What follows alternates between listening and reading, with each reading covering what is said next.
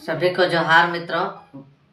मैं राजीव रंजन बहुत दिन बाद आज पुनः वीडियो में आपके बीच कुछ बातें रखना चाह रहा हूं। जैसा कि आप सभी जानते हैं कि 2025 जो है अपने अंतिम चरण में है, आखिरी सप्ताह।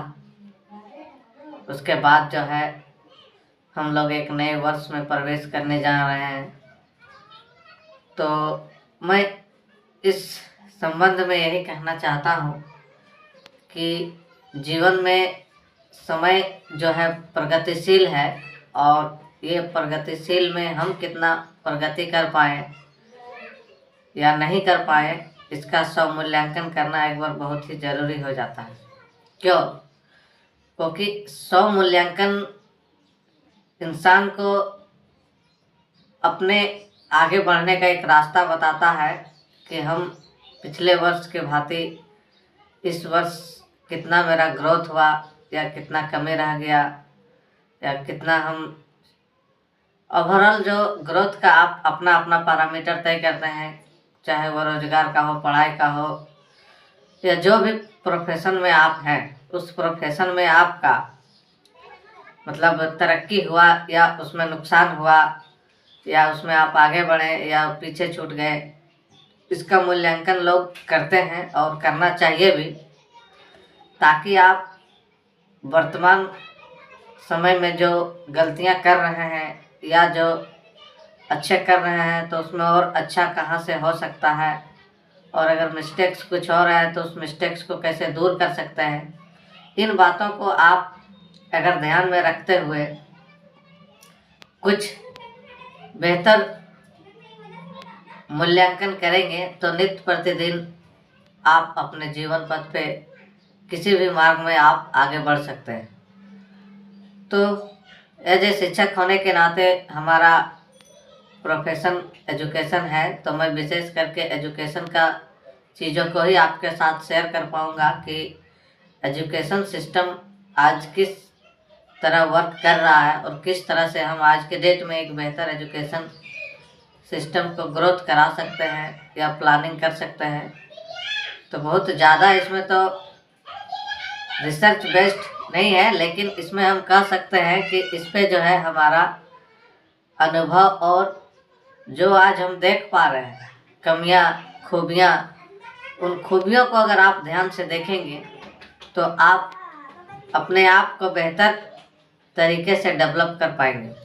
उदाहरण के लिए सबसे पहले हम आते हैं कि एजुकेशन का जो स्तर है या लेवल है वो कहाँ पे बेहतर है, कहाँ बेहतर नहीं है, किन पैरामीटर में एजुकेशन अच्छा हो सकता है एक सिस्टमाइज तरीका से, उस पर भी हम लोग थोड़ा विस्तार से डे बाय डे चर्चा करेंगे।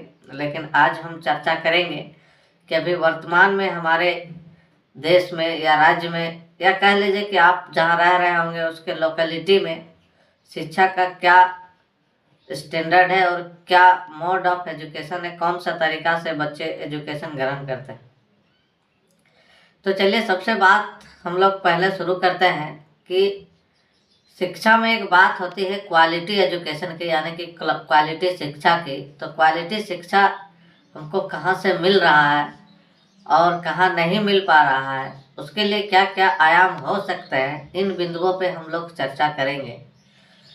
तो अभी जो पैटर्न हम देख पा रहे हैं एजुकेशन सिस्टम का, छोटे स्तर से ही मैं अभी पिछले कई सालों से हमारा जो रहन सहन है वह ग्रामीण परिवेश में रह रहे हैं। तो ग्रामीण परिवेश में शिक्षा का जो माहौल है और जो कमियां हैं, खूबियां तो हम कहेंगे, लेकिन पहले हम कमियों पे गौर करते हैं, उसके बाद हम लोग खूबियों पे भी बात करेंगे।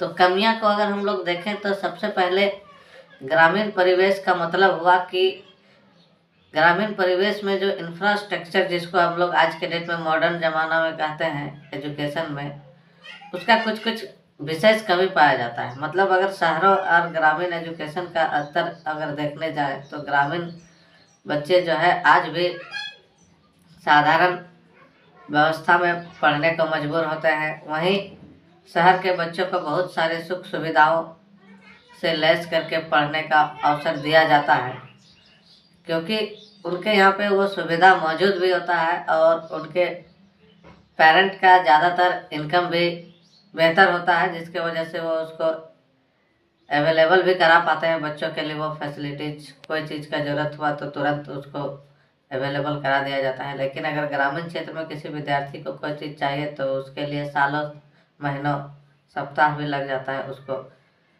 व्यवस्था करने में। हो सकता है कि बहुत चीज़ें, उसको ज़रूरत का व्यवस्था भी नहीं हो पाता है, तो फिर भी वो किसी तरह से स्टडी करते हैं।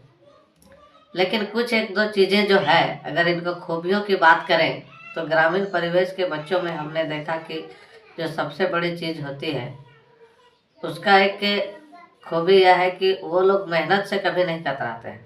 मतलब जैसे संसाधन उनके पास कमी है, लेकिन अगर इनको माहौल दिया जाए तो ये बच्चे जो है मेहनत करने का बहुत आतुर होते हैं। और आज अभी भी आप देख लीजिए, 70%, जैसे हम लोग जानते हैं कि 70% किसान परिवार हमारे इस देश में रहते हैं। और आज जो भी लोग आगे बढ़ रहे हैं, चाहे वो नौकरी में हो या किसी पेशा में है, तो वही 70% में ही 2-4% जो है आगे बढ़ के अपने आप को प्रूव करते हैं अपना मेहनत से, स्टडी करके, चाहे बिजनेस करके, जो भी चीज़, मैंने अपने आप को समाज में एक बेहतर नागरिक स्थापित करते हैं।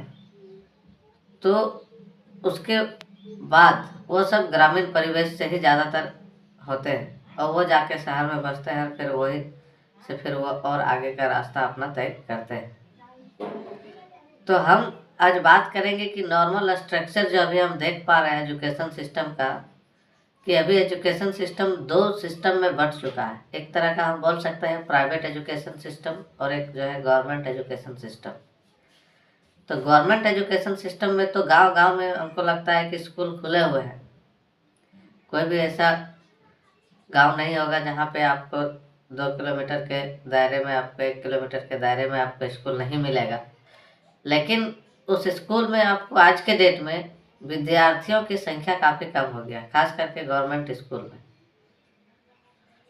और कई जगह तो हमने ऐसा भी देखा कि पिछले कई सालों से स्कूल तो खुले थे, लेकिन वो स्कूल बंद पड़े हैं। कुछ तो सरकार की नीतियों की वजह से बंद हो गया। इसी प्रकार चूँकि विद्यार्थी कम हो गए तो सरकार को निर्णय लेना पड़ा कि भाई जब विद्यार्थी नहीं है तो उसको केवल 1-2 विद्यार्थियों के लिए कैसे पढ़ाया जाए। तो इस निर्णय के आधार से उन्होंने स्कूल को ही बंद कर दिया। और जैसे जैसे स्कूल बंद हो गया तो आदमी को मजबूर हो गया कि अगर 2 बच्चे भी अगर उसमें पढ़ रहे थे तो वह गार्जियन जो है अब दूसरे स्कूल में भेजने के लिए मजबूर हो गए, दूर के स्कूल में। कुछ जो है सोचा लोगों ने कि एक मानसिकता ऐसा बना हुआ है कि सरकारी स्कूल में पढ़ाई थोड़ी कम होती है और प्राइवेट स्कूल में ज़्यादा पढ़ाई होती है, इसलिए लोग अपने बच्चों को सरकारी में ना पढ़ा के प्राइवेट स्कूल में पढ़ाना पसंद कर रहे हैं, जिसकी वजह से 2 व्यवस्थाएं आजकल बहुत तेज़ी से आगे बढ़ रही है, एक प्राइवेट व्यवस्था और एक सरकारी व्यवस्था। तो प्राइवेट व्यवस्था में अभी क्या चीज़ होती है, इसको अगर आप गौर करेंगे तो आपको अनुभव पता चलेगा कि प्राइवेट व्यवस्था में लोग ट्रांसपोर्टिंग फैसिलिटी दे देते हैं। उससे गार्जियन को यह लगता है कि हमारा बच्चा सेफ, घर में बैठते हैं, जाके डायरेक्ट स्कूल पहुंचते हैं, फिर वापस स्कूल में आ जाते हैं, घर आ जाते हैं। तो इससे क्या होता है कि गार्जियन को थोड़ा निश्चिंतता का बोध होता है। दूरी है, लेकिन चूंकि ट्रांसपोर्ट फैसिलिटी मिलने की वजह से छोटे बच्चे भी चले जाते हैं। लेकिन इसका एक दूसरा पहलू ये भी है कि आने जाने का जब कॉस्टिंग है वो स्कूल फीस से महंगा हो जाता है, और जो एक सरकारी सुविधा है वो जो है लेने से गार्जियन वंचित रह जाते हैं। तो ये कहीं ना कहीं एक कमी है, जहां हम नौकरी की चाहते हैं कि हमको नौकरी सरकारी हो, लेकिन पढ़ाई के व्यवस्था में हम चाहते हैं कि हम अपने बच्चों को प्राइवेट में पढ़ाएं। तो यानी कि सरकारी व्यवस्था में आपके जो शिक्षक होते हैं, कहीं ना कहीं प्राइवेट स्कूल के तुलना में हम कहेंगे कि वो ज़्यादा मेरिटोरियस शिक्षक होते हैं, क्योंकि वो कंपटीशन क्वालिफाई करके आते हैं, निश्चित डिग्री धारी होते हैं, जबकि प्राइवेट स्कूल में हर स्टैंडर्ड को पालन नहीं भी हो रहा है, फिर भी स्कूल दे रहे हैं। हाँ, लेकिन यही है कि प्राइवेट स्कूल में केयरिंग थोड़ा ज़्यादा होता है सरकारी सुविधाओं के तुलना में, क्योंकि आप किसी भी स्कूल में जाएंगे तो आप देखेंगे कि प्रायः सरकारी स्कूल में जो बेसिक ज़रूरतें हैं, शौचालय, पानी, उसका बिल्डिंग स्ट्रक्चर, साफ सफाई, ये सब आपको प्राइवेट स्कूल में निश्चित तौर पे मिलेगा ही मिलेगा। लेकिन सरकारी स्कूल में ये सभी आपको नहीं मिल पाता है, विशेष करके ना उसका कोई बाउंड्री मिलेगा, ना उसमें स्वच्छ पेयजल का मतलब वाटर टैप मिलेगा। बस पानी के नाम पे चापाकल, इस तरह का चीज़ें हैं। कहीं कहीं आजकल तो जो बोरिंग वाला सिस्टम है वो है, जो ऊपर से आप पानी पीजिए, बोरिंग लगा हुआ। लेकिन प्राइवेट स्कूल में क्या होता है कि आजकल मॉडर्न सुविधा दे दिया जाता है, जिससे उधर गार्जियन आकर्षित होते हैं। और जो आकर्षित होते हैं वो गार्जियन, आज के डेट में जो गार्जियन बने हुए हैं उनको एजुकेशन के बारे में तो बहुत ज़्यादा अवेयरनेस भी नहीं रह पाता है कि क्या बेटर है क्या नहीं है। तो ये भी एक थोड़ा सा कमी है। तो इसको आज में ज़्यादा वीडियो लंबा हो जा रहा है, इसलिए अगला डेट में हम पुनः इसको हम कोशिश करेंगे। अभी प्रतिदिन कुछ न कुछ शिक्षा को कैसे, जो हमारा अनुभव है उसको आप लोगों से साझा करेंगे। अगर आपको हमारा वीडियो अच्छा लगेगा तो आप इसको ज़रूर समझने का प्रयास करेंगे, और हमें लगता है कि आप इसको जो है एक अच्छा फीडबैक देंगे, ताकि हम इस पे अपना अनुभवों का आपके साथ शेयर कर सकें, कमेंट कर सकें, और हमारे अंदर जो भी कुछ गुण होगा, जो सोसाइटी के बेहतरी के लिए होगा, उसको हम देने का प्रयास करेंगे।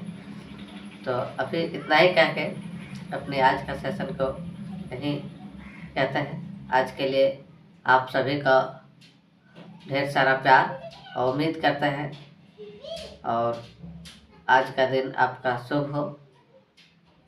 जय झारखंड, जोहार झारखंड, जय शिक्षा।